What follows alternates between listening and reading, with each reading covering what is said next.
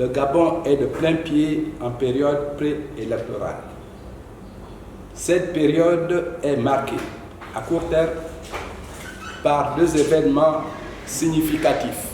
Le projet d'organiser entre les partis politiques du pouvoir et ceux de l'opposition, je cite, une concertation pour établir les conditions de l'organisation des consultations électorales apaisées.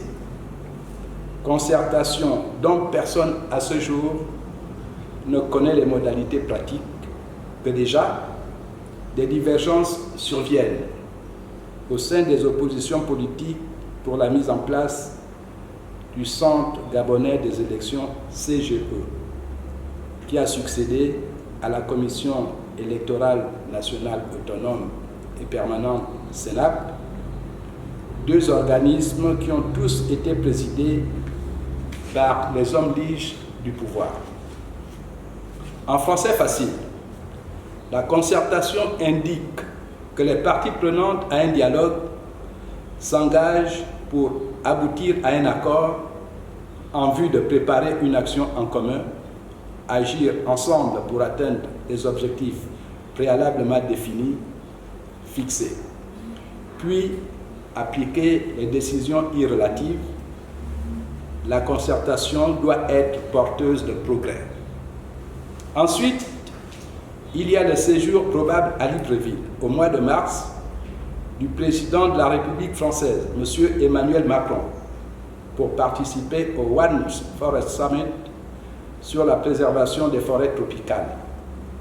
Cette visite pose un problème. Rappelons que le Gabon est en année électorale et que la présence du président français chez nous, dans ce contexte politique particulier, est mal perçue. L'opinion la juge inappropriée et inopportune.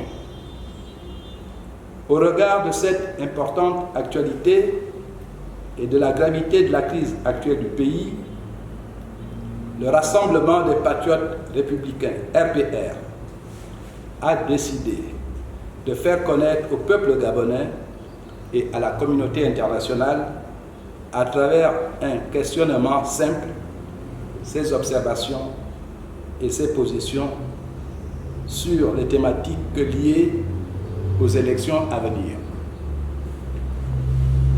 L'organisation des élections apaisées a commencé par la participation des partis politiques du pouvoir et de l'opposition à la formation du Centre gabonais des élections CGE, qui est l'un des juges électoraux majeurs du Gabon.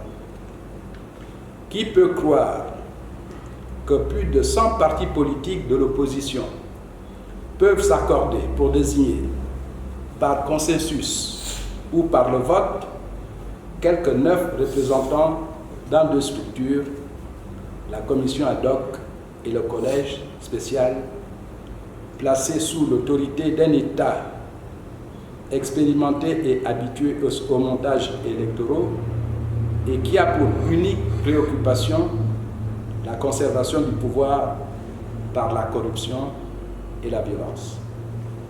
Aussi, considérant ce qu'il a qualifié de tergiversation de l'opposition, Monsieur le ministre de l'Intérieur a cru prendre ses responsabilités en décidant de publier unilatéralement la liste des opposants membres de la commission ad hoc chargée d'examiner les dossiers de candidature au poste de président du CGE. Signalons que l'un des opposants, candidat à la future présidentielle, figure sur cette liste. Quelle disposition légale confère au ministre de l'Intérieur la capacité juridique de nommer les membres de l'opposition au CGE sans leur consentement? À propos de la Cour constitutionnelle, chers compatriotes, il y a plus de 30 ans que la Cour constitutionnelle du Gabon est en activité. Et depuis sa création, la Cour est présidée par la même personnalité qui, de notoriété publique, est affiliée par des liens familiaux et affectifs au président Ali Bongo Ondimba, fils d'Omar Bongo Ondimba. Cette affiliation est connue de tous les Gabonais. Par conséquent, l'intéressé doit faire l'objet d'une récusation citoyenne. Existe-t-il dans le monde un président ou une présidente d'un conseil constitutionnel, d'une cour constitutionnelle ou d'une cour suprême qui soit resté autant d'années en fonction et qui soit familialement lié au tenant du pouvoir? D'autorité, notre Cour constitutionnelle s'est donné la mission de mener sur l'ensemble du territoire national une campagne de sensibilisation et d'animation sur les différents aspects du processus électoral. Cette mission est une originalité gabonaise qui n'existe nulle part dans le monde. Elle relève ailleurs uniquement de l'administration et généralement du ministère de l'Intérieur.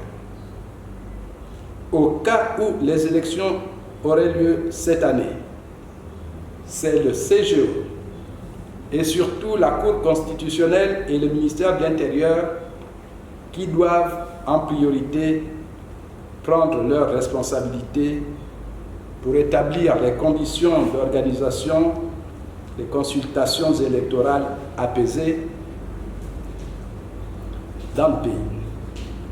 Les élections apaisées dépendent de la vérité et de la justice de la proclamation des résultats réels sortis des urnes.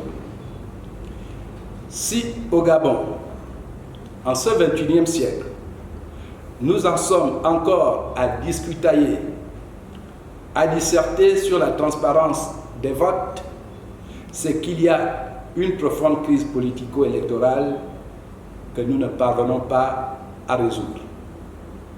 Cette crise a pour auteur et responsable nos compatriotes pédégistes qui ont dirigé et qui dirigent le pays depuis plus d'un demi-siècle.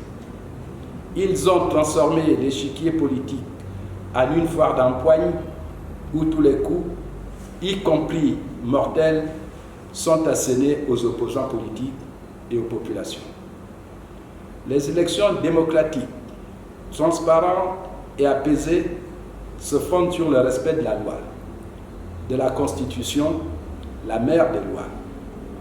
Or, les grossières violations répétées de la Constitution, la dénaturation répétitive de celle-ci par une Cour constitutionnelle qui s'arroge souvent les prérogatives du constituant et qui ne prend guère en compte les résultats réels des votes, ont installé dans notre société à la fois un fort taux d'abstention et le rejet de la politique par une grande partie des Gabonais. Cela a contribué à remettre en cause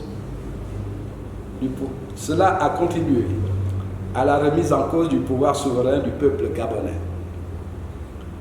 À dire la profonde vérité des choses, le RPR pense qu'il va falloir passer par la mise à plat des institutions républicaines qui sont toutes gangrénées pour espérer engager une vraie reconstruction du Gabon et sa véritable renaissance politique.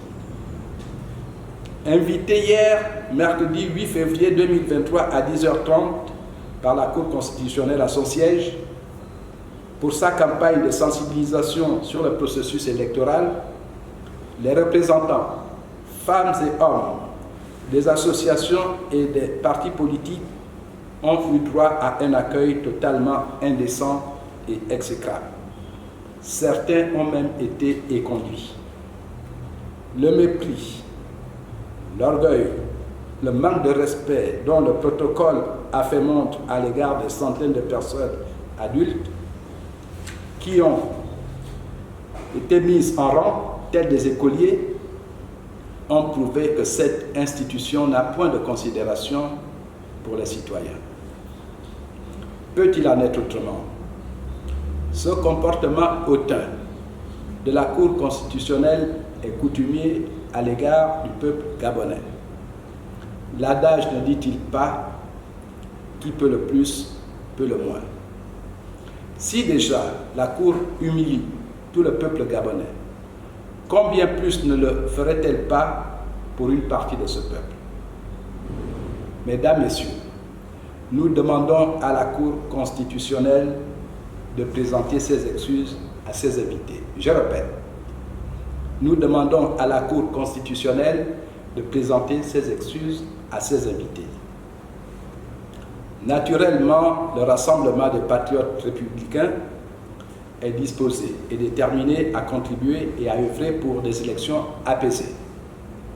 Toutefois, sa participation et son implication dépendront du degré de sincérité, de volonté, de vérité et de justice que les femmes et les hommes qui sont dépositaires des pouvoirs de la République en matière de vote manifesteront pour le triomphe de la vérité, de la justice, pour la paix.